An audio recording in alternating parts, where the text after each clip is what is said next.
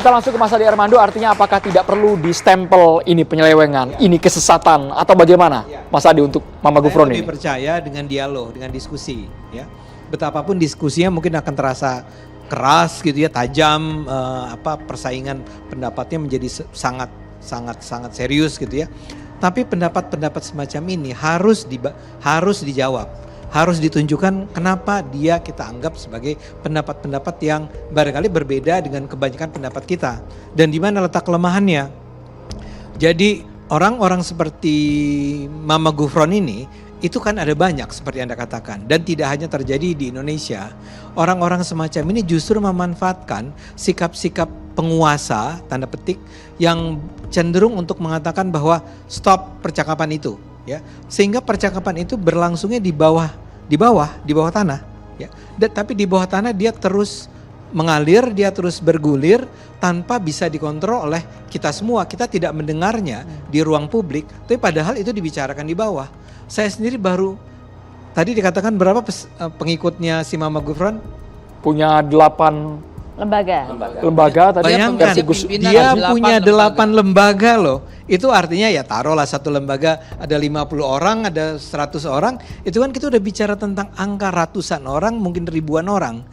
Nah itu nggak kita ketahui, tidak kita sadari karena semua berlangsung secara ya rahasia, diam-diam ya. Walaupun sebetulnya ternyata dia udah punya video-videonya ya. Jadi saya lebih suka, sebetulnya lebih percaya pada yuk kita biasakan untuk ketika kita berbeda pendapat, kita bicara di sini nih, di catatan demokrasi. Jadi suatu kali nanti ada tadi kan Anda bilang mau mengundang si Mama Gufron ke sini ya. Mama Gufron ada di sini, Pak Haikalnya juga ada di sini.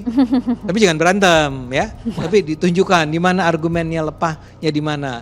Jadi menurut saya percaya sekali pada kebebasan. Kebebasan berpikir, kebebasan berbicara. Bukan saya ingin mengatakan biarkan orang bebas bicara sebebas-bebasnya.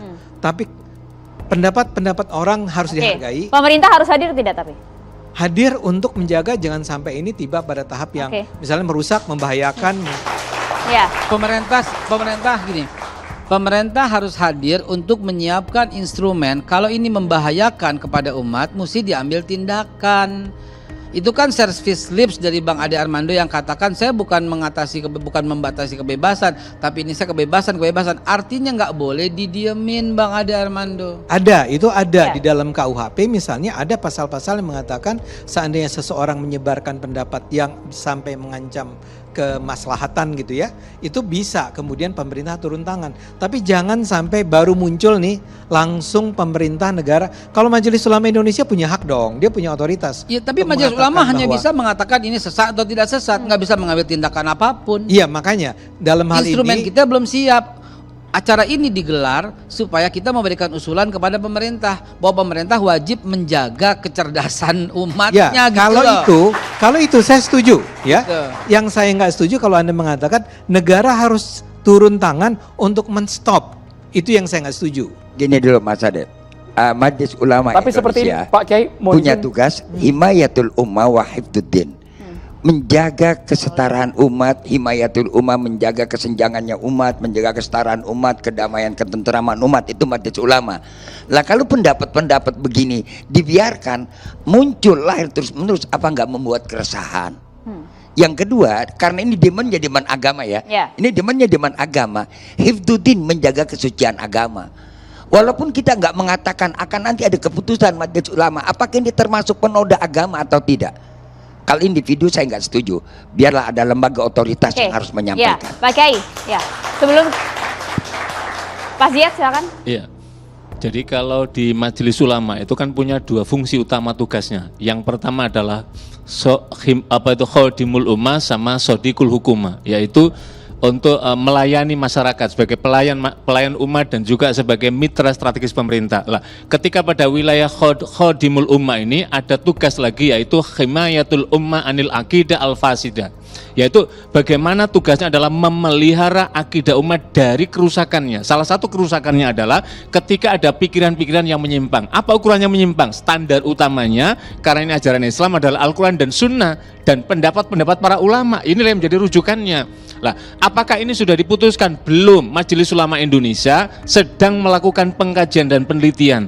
Karena ini wilayahnya lokal kecil di Malang, maka ini menjadi kewenangannya Majelis Ulama Kabupaten Malang, Majelis Ulama Indonesia Pusat dan MUI Provinsi itu memandu, membimbing untuk sesuai dengan prosedur dalam konteks ini. Karena itulah yang dilakukan adalah mendatangi pesantren ini, kelanjutannya itu adalah dalam rangka untuk tabayun. Dari meskipun tadi Pak Kiai Maruf tadi menyampaikan nggak perlu tabayun, sudah ada, tapi sebagai bagian fatabayun maka kita perlu lakukan tabayun. Lah, Majelis Ulama Indonesia ketika Rakernas 2007 telah memutuskan ada 10 kriteria aliran itu dinyatakan sesat. Salah satunya kalau kita lihat dalam konteks ini kan jelas sekali. Misalkan menganalogkan bahwa Nabi Ibrahim itu bisa berkomunikasi dengan Allah. Nabi Musa sebagai kalam Allah berkomunikasi. Itu Nabi dan Rasul yang Allah berikan mukjizat, maka ini tidak bisa. Yang kedua, ketika para aulia Allah itu adalah karomah. Lah ini apa ini gitu loh. Maka kita tidak bisa dengan munculnya pemahaman-pemahaman ini kemudian standar ukurannya. Kalau tadi Bang Ade tadi menyatakan apa alat ukurnya untuk menyatakan ini sesat tidak sesat. Misalkan kalau melakukan kajian, sekali lagi ini masih dalam proses, belum menjadi keputusan. Standarnya yang pertama adalah dalil nakli, yaitu Al-Quran dan Sunnah dan pandangan para ulama. Yang kedua adalah akal. Bagaimana nalar sihat kita ketika kita melihat fenomena semacam ini. Ternyata ini kan bagaimana mungkin orang bisa berbicara dengan semut, hewan, kemudian analognya atau kiasnya dalam Nabi Sulaiman. Setelah Nabi Sulaiman ditegaskan dalam surat An-Naml, enggak ada lagi yang bisa. Karena itu hanya mukjizat yang Allah berikan kepada Nabiullah dan Rasulullah Sulaiman alaihissalam. Jadi ketika ada orang menyampaikan itu maka tertolak. Yang kedua, bisa berbicara komunikasi dengan malaikat. Yang paling ngeri itu di dalam video itu kan bisa berkomunikasi dengan malaikat Munkar Nakir. Yang lebih ngeri lagi Bang Ekal dan Madi, bisa berkomunikasi dengan malaikat Israel yang Israfil petrompet.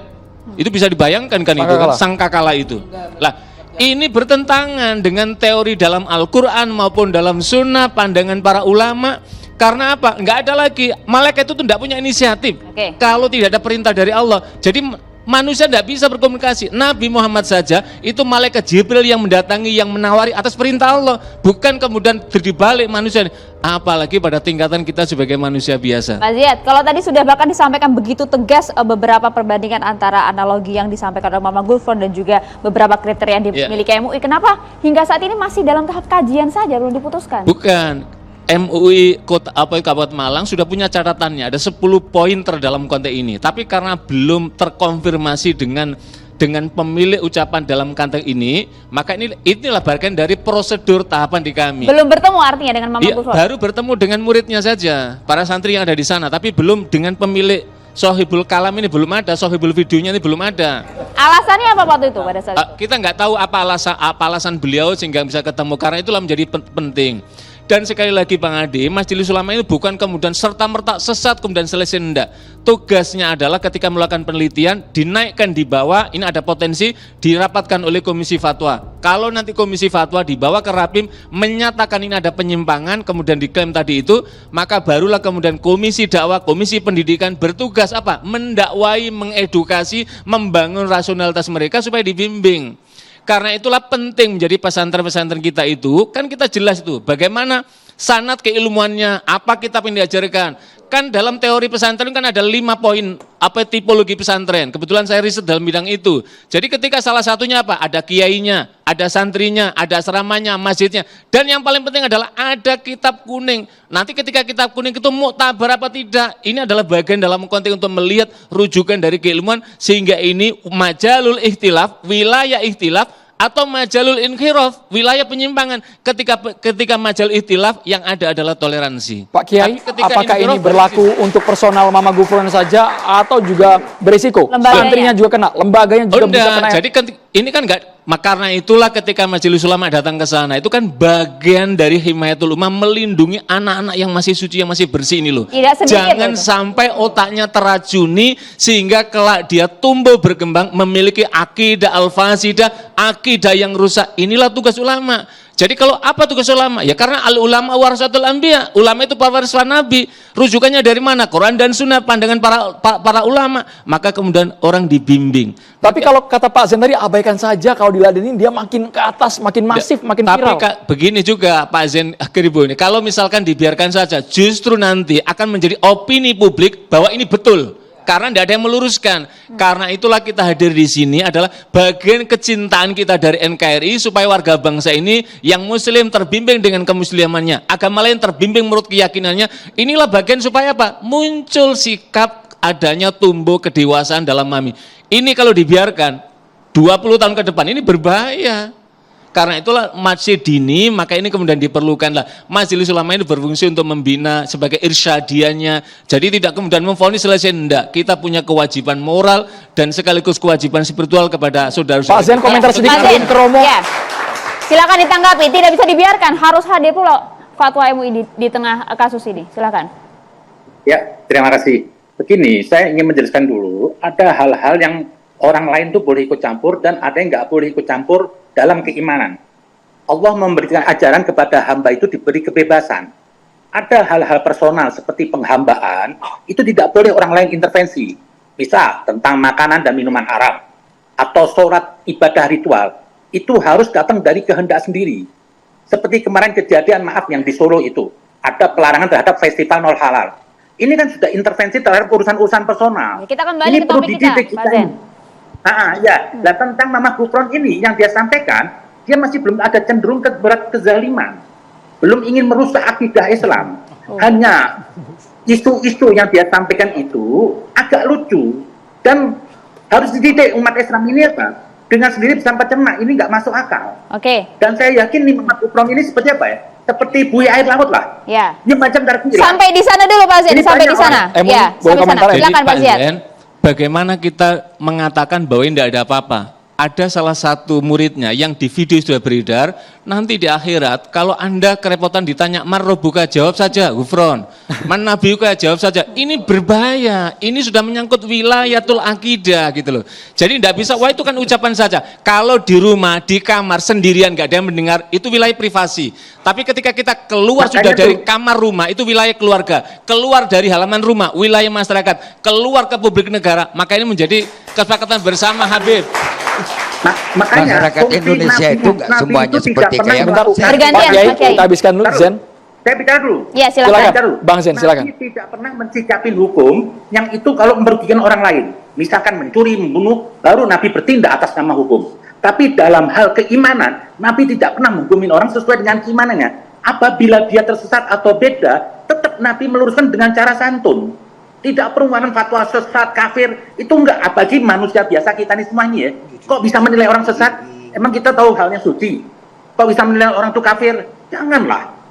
Stigma itu hindarkan dulu lah. Penilaian terhadap keimanan orang. Itu wilayah Tuhan. Ada tolak ukur tadi, Pak seperti Zen. Siap? Ada tolak ukur, ada indikasinya tadi versi MUI. Apapun tolak ukur kita misalkan nggak bisa mungkin orang itu salah, mungkin di sisi Tuhan dia baik, mungkin kadar kemampuan, bisa aja Mama Gufron itu gangguan jiwa. Siapa yang tahu Jadi kita? Pak Zen, ketika kita Pernah apa nggak kita bilang nggak pernah apa nggak kita mengecek Mama Gufron ke rumah sakit jiwa, dia ada gangguan jiwa. Oke, ini silakan ditanggapi Pak Ziad. Jadi ketika orang itu mengatakan dan bisa terekspresi dalam lahirnya, maka kita lah nahnu bidzawahir, kita menyaksikan dari ungkapan dari lahirnya. Lah, keimanan itu dasarnya jelas, sumbernya adalah ajaran Allah melalui Al-Qur'an, ajaran Nabi melalui sunnah, dan para ulama telah memberikan penjelasan, maka kemudian ada rumusan 10 rumusan itu. Jadi MUI juga sangat soft Betul. sekali. Jadi fatwa ini ketika Betul. disampaikan, Anda ini menyimpang, ayo kembali kepada jalan yang benar. Jadi kita nggak ada melakukan apa istilahnya kekuatan melalui kesempatan. Enggak, kita soft sekali. Sebagaimana Pak. seorang guru ketika menyaksikan muridnya dalam mengerjakan soal-soal salah, kan nggak mungkin dibiarkan. Wah, ini keyakinannya, maka harus diluruskan. Betul. Bisa dibayangkan orang mengerjakan soal matematika misalkan, kemudian salah. Wah, itu kan Saya boleh kebebasan jawab, Mas? dia. Nggak bisa kita luruskan. Logikanya kita bangun. Ini logika keagamaannya menyimpang. Saya boleh jawab? Maka kita Silakan, bangun. Bang Tapi Zen. ini belum menjadi fatwa Saya- itu Oke, Habib. belum jadi fatwa, Bang Zen. Enggak, saya mau jawab.